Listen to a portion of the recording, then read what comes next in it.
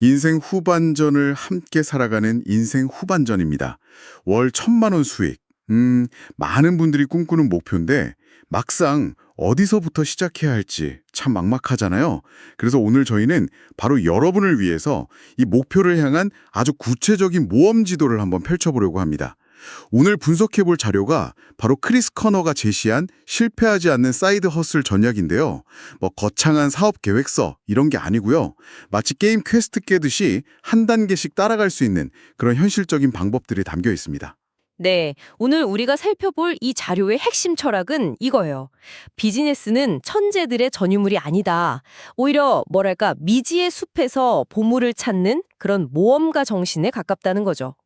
오늘 우리가 함께 볼 이 지도는요, 거창한 자본이나 완벽한 준비가 필요한 게 아니라고 말해요.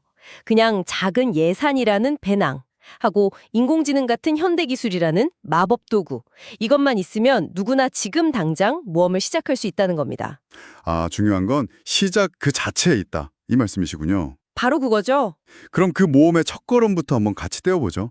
자료에 나온 9살 소년 이야기가 전 정말 인상 깊었어요. 자전거가 너무 갖고 싶은데 돈이 없으니까 골프장 옆 도랑에 버려진 낡은 골프공들을 주워서 팔기 시작했다는 거예요. 이게 바로 사업의 본질을 보여주는 거다. 이런 거죠? 정확합니다. 보통 사업이라고 하면 막 법인 설립하고 투자 유치하고 이런 복잡한 걸 떠올리잖아요. 네, 그렇죠. 근데 본질은 그게 아니라는 거예요. 이 소년처럼 그냥 남들이 지나치는 곳에서 작은 가치를 발견하고 그걸 필요로 하는 사람에게 건네는 행위, 그게 전부라는 겁니다. 여기서 제일 중요한 포인트가 뭐냐면 이 소년이 골프공을 팔려고 누구한테 허락받지 않았다는 점이에요.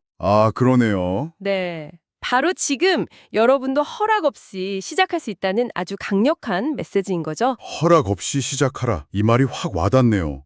그런데 막상 뭔가를 시작하려고 하면 뭔가 완전히 새로운 걸 해야 해. 이런 독창성에 대한 압박이 엄청나잖아요. 맞아요. 다들 그렇죠. 그런데 이 자료는 완전히 반대로 이야기하더라고요. 훌륭한 모방이 창조보다 낫다. 심지어 저자본인도 200달러를 주고 다림질판 커버 사업을 그대로 따라하는 걸로 시작했다니 좀 충격이었어요. 이게 그냥 백기라는 말하고는 다른 거겠죠? 그럼요. 여기서 말하는 모방은 뭐 브랜드나 디자인을 불법 복제하라는 그런 뜻이 전혀 아니고요. 핵심은 이미 검증된 문제를 모방하라는 겁니다. 검증된 문제요? 네, 사람들이 수십 년, 아니 수백 년 동안 기꺼이 돈을 내온 그런 문제가 있다면 그건 정말 진짜 문제라는 확실한 증거잖아요. 예를 들면 어떤 게 있을까요? 예를 들면 사람들은 깨끗한 집을 원한다 같은 거요. 아주 오래된 문제죠. 이 자료는 당신이 그 문제를 해결하려고 새로운 바퀴를 발명하려 애쓰지 말라는 거예요. 이미 시장의 승자가 사용하고 있는 그 바퀴의 구조를 배우고 따라하라고 조언하는 거죠. 그렇군요. 독창성은 그 다음에 더해도 절대 늦지 않다는 겁니다.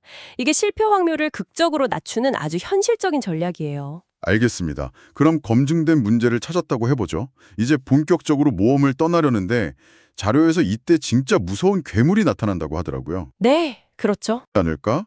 실패하면 창피할 텐데 하는 그런 마음이요.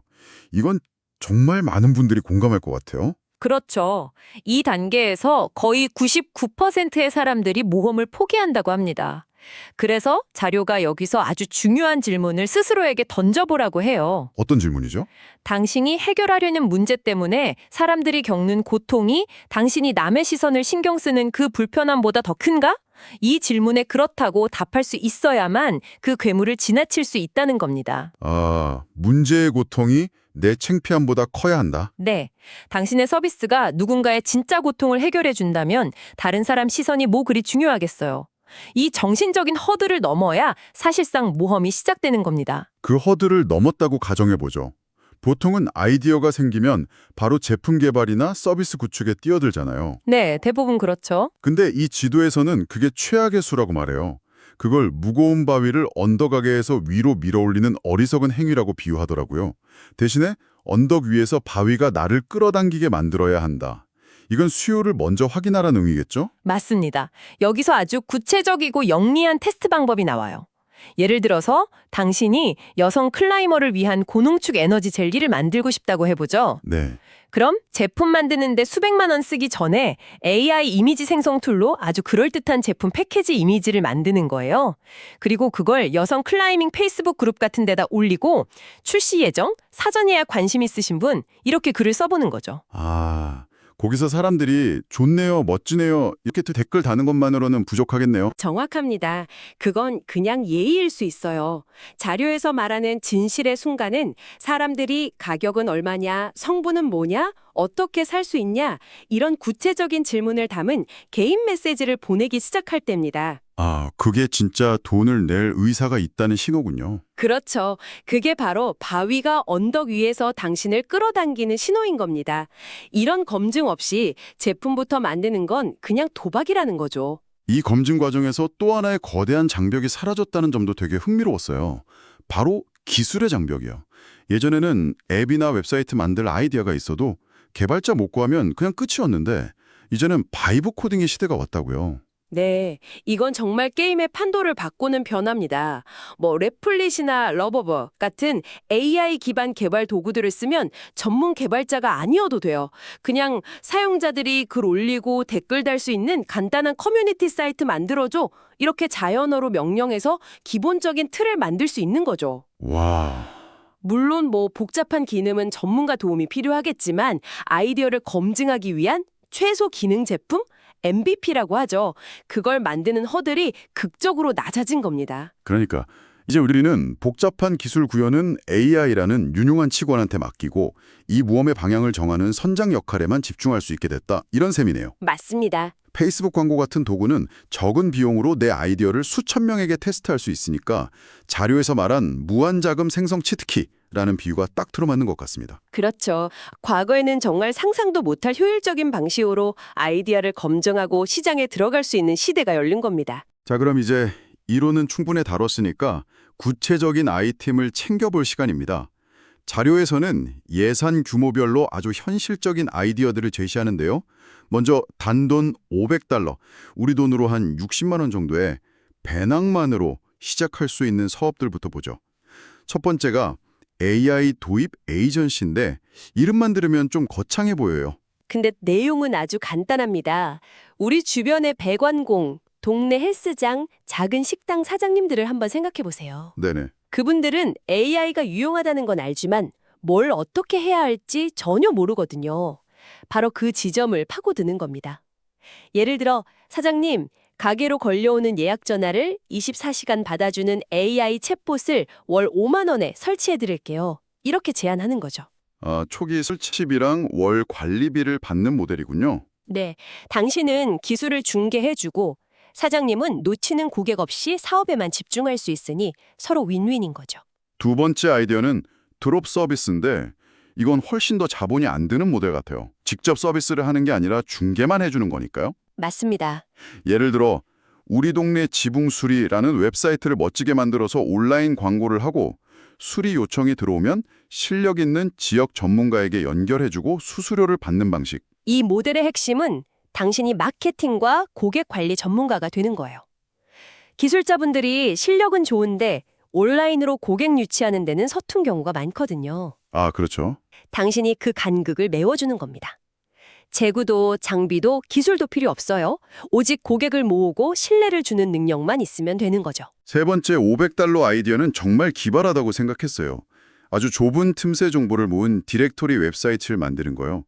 자료에 나온 예시가 위스콘신주의 모든 얼음 공급업체 목록이었는데 이런 걸 누가 찾아볼까 싶지만 그렇죠.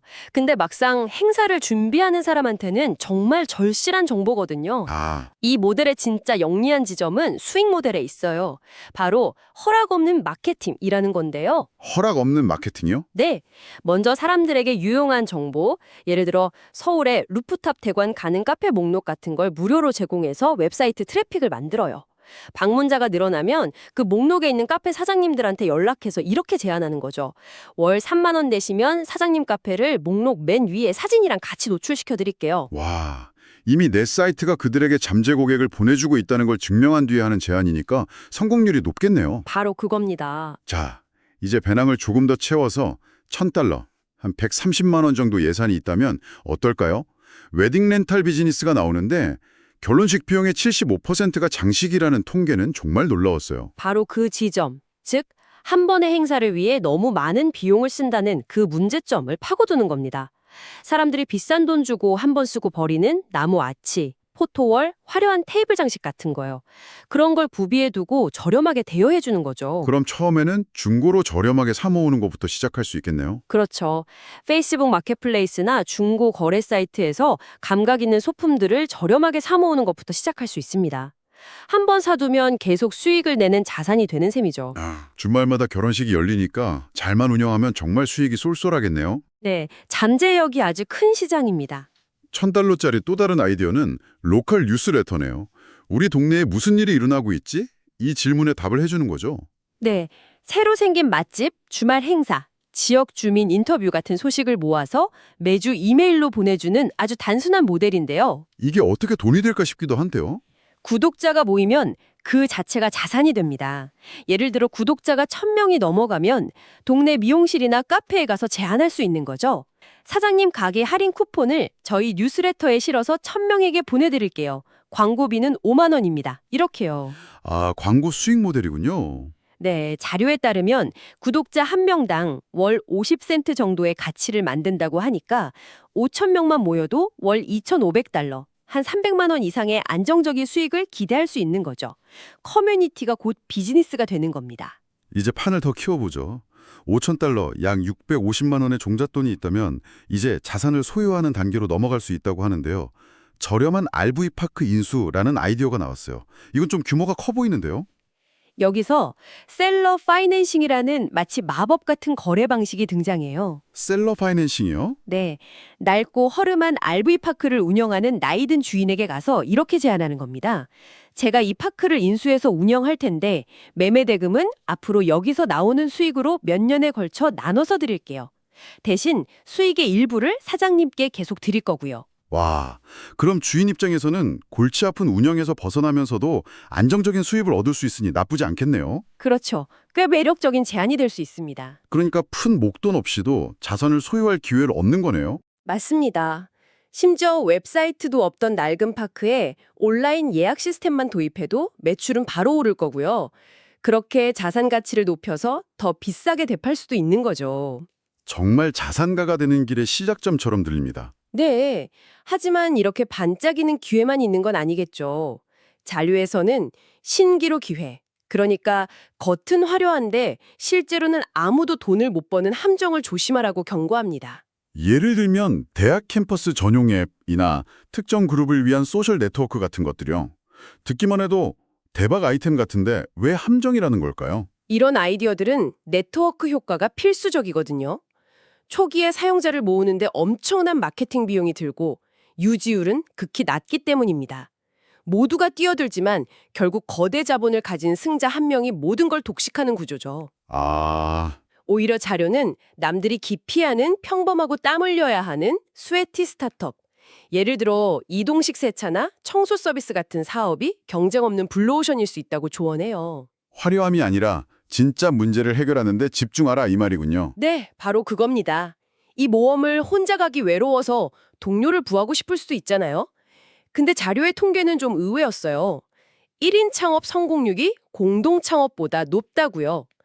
특히 친구랑 동업하는 건 성공, 아니면 파국, 50대 50의 위험한 도박이라고까지 표현하더라고요. 동업 자체가 나쁜 건 아니에요. 근데 대부분의 사람들이 외로워서 책임을 나누고 싶어서 같은 감정적인 이유로 파트너를 구하니까 실패한다는 겁니다.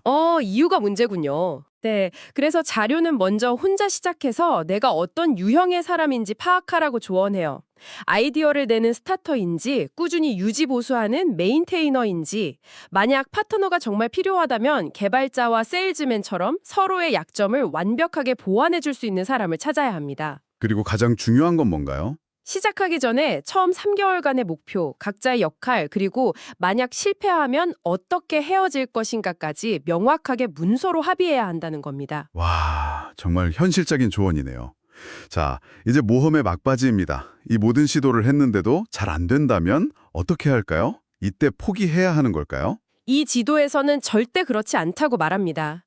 고기가 안 잡힌다고 바다를 탓하지 말라는 비유를 들어요.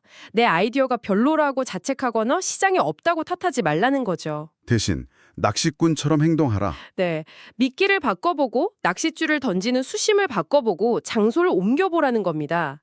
길에 떨어진 맥도날드 빨대조차 훌륭한 미끼가 될 수 있다는 이야기는 고정관념을 버리고 끊임없이 다른 시도를 해보라는 뜻이죠. 결국 행운의 총량을 늘리는 전략이군요. 한 가지 방법에 집착하지 말고 블로그, 유튜브, 광고, 커뮤니티 활동 등 가능한 많은 낚싯대를 던져보라는 거네요. 맞습니다. 100번 던지면 한 번은 입질이 오게 되어 있고 실패는 그저 이 미끼는 효과가 없구나라는 걸 알려주는 데이터일 뿐이라는 관점 아주 인상적이죠. 네, 오늘 긴 모험을 함께 했는데요. 결국 이 지도가 우리에게 말하는 건 완벽한 해결책은 없다. 오직 선택만이 있을 뿐이라는 거네요. 그렇죠. 창업이라는 길이 모든 사람에게 맞는 건 아니죠. 안정을 포기하고 불확실성을 선택하는 대신 시간과 돈, 관계에서의 자유를 얻는 일종의 트레이드오프입니다. 맞습니다.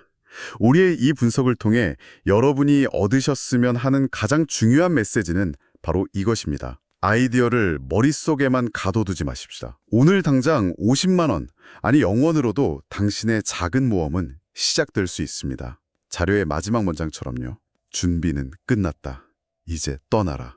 그럼 오늘 이야기를 들으신 당신께 마지막으로 질문 하나를 남기겠습니다. 월 1000만 원이라는 보물섬을 향해 오늘 당장 떠나기 위해 당신이 가장 먼저 버려야 할 무거운 짐? 완벽한 준비라는 무거운 짐은 무엇인가요?